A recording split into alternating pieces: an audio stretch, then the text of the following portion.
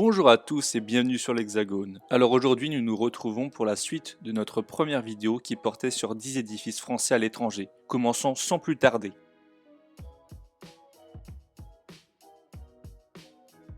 De manière générale, il est commun de comparer la ville vietnamienne d'Hanoï à Paris. Et c'est à juste titre, car la colonisation française a marqué de manière indélébile le patrimoine culturel de cette ville, notamment au niveau architectural.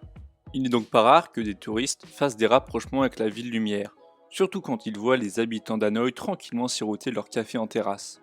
En fait, il y a une multitude de monuments réalisés par la France à Hanoï. On peut évidemment citer le magnifique Opéra d'Hanoï, lequel a été inspiré par l'Opéra Garnier lui-même, mais également le Musée national d'histoire vietnamienne ou encore le Palais du Tonkin. Mais nous avons décidé de mettre davantage l'accent sur la cathédrale Saint-Joseph. Sans surprise, celle-ci fut construite durant la colonisation française, en 1886, dans un style néo-gothique, pouvant faire penser à la cathédrale Notre-Dame de Paris. Elle fut réalisée sous l'épiscopat de Paul-François Puginier, dans une logique de christianisation de la ville. Ce détail n'est pas anodin, car la cathédrale fut symboliquement érigée sur le site d'une très célèbre pagode, celle de Bao Tien. Et pour la petite anecdote, les messes de la cathédrale d'Hanoï se font en vietnamien mais également en français.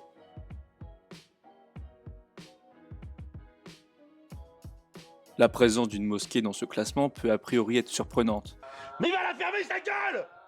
Mais c'est pourtant bien un Français, Michel Pinceau, qui fut l'architecte de cet édifice religieux. Situé à Casablanca, cette mosquée, dotée d'un style arabo-andalou, a la particularité de s'étendre sur 9 hectares, ce qui fait naturellement d'elle l'une des plus grandes mosquées du monde. D'autant plus que son minaret fut le plus haut du monde à la fin de sa construction, en 1993. Cela ne vous aura pas échappé, mais cet édifice est relativement récent. Il a d'ailleurs été construit par une entreprise française que vous devez bien connaître, Bouygues.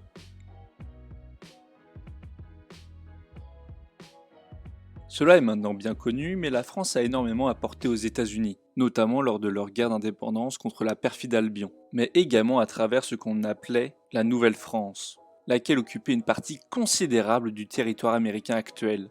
C'est bien pour cela que certaines villes américaines portent des noms bien de chez nous, tels que Louisville, Saint-Louis, Baton Rouge, même Montpellier, la capitale de l'État du Vermont.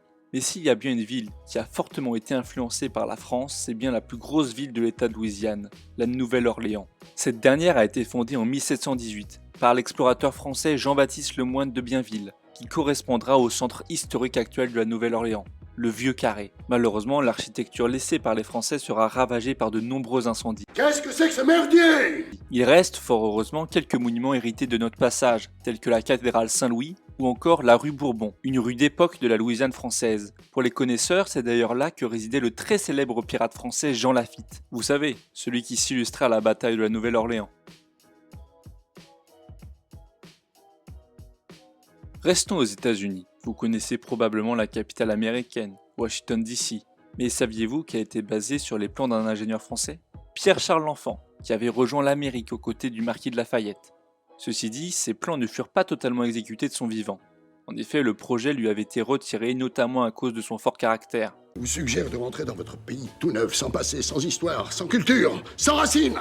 Par conséquent, il décida de conserver ses plans. Mais manque de chance pour lui, ses anciens collègues ont su s'en souvenir, et ont donc pu les exécuter.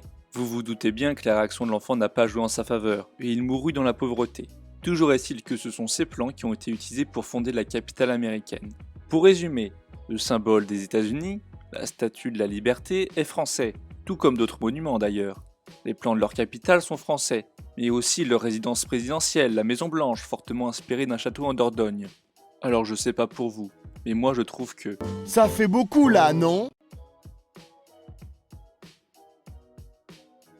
La statue du Christ Rédempteur, située au sommet du mont Corcovado, est le symbole brésilien par excellence. De par son placement, il surplombe la ville de Rio de Janeiro depuis 1931. Pourtant, ce monument entretient des liens très soutenus avec la France, notamment car il a été réalisé par des Français. Concrètement, le projet fut élaboré par le Brésilien Heitor da Silva Costa, mais ce dernier, afin de prévenir divers problèmes rencontrés, en confia l'exécution à des Français, Paul Landowski, un sculpteur français, et Albert Cacco, lequel réalisa la structure en béton. A noter que le sculpteur roumain Georges Leonida, engagé par Landowski, réalisa la tête de l'édifice. En tout cas, c'est amusant de voir à quel point la France a façonné les symboles de plein de pays.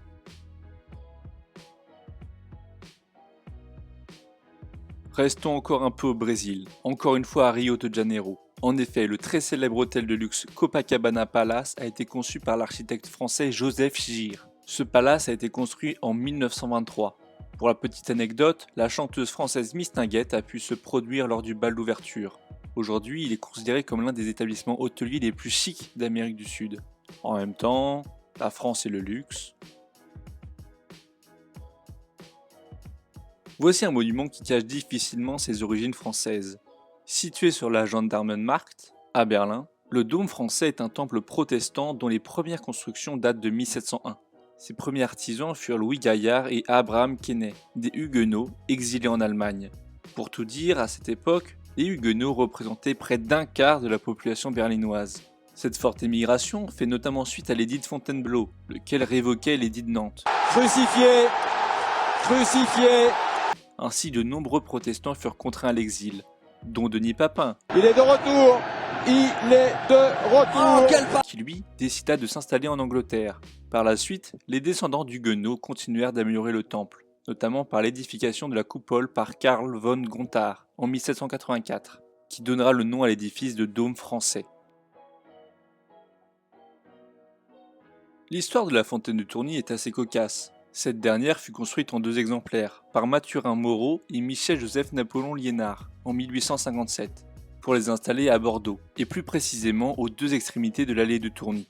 Sauf que voilà, l'entretien de ces fontaines s'est révélé très coûteux, voire trop coûteux pour la mairie qui décida de les vendre pour un prix dérisoire en 1960. Tiens, ça me rappelle quelque chose ça. Enfin bref, l'une des fontaines passa de main en main jusqu'à arriver chez Peter Simons, directeur de la société de décoration Maison Simons, qui se porta acquéreur et fit restaurer la fontaine pour 4 millions de dollars canadiens. Il en fit ensuite don à la ville de Québec pour son 400e anniversaire. Vous vous demandez peut-être ce qui est advenu du second exemplaire de la fontaine. Eh bien sachez qu'il se trouve encore en France, à Soulac-sur-Mer. Retournons au Vietnam, et plus précisément à Saigon. À l'instar d'Hanoï, la France a laissé de magnifiques édifices datant de l'Indochine française. Ouais, raciste! Mais non, mais je vous jure que non, j'ai même longtemps vécu en Cochinchine. Et la poste centrale de Saigon en est le parfait exemple. Celle-ci se base sur les plans de l'architecte français Auguste-Henri Villedieu, et fut donc construite en 1891. Il est également à noter que la charpente en métal fut construite par Gustave Eiffel lui-même. De nos jours, le bâtiment abrite encore un bureau de poste, mais est également devenu un lieu touristique. En réalité, il y a pléthore de monuments français à Saigon, comme son opéra ou sa cathédrale Notre-Dame.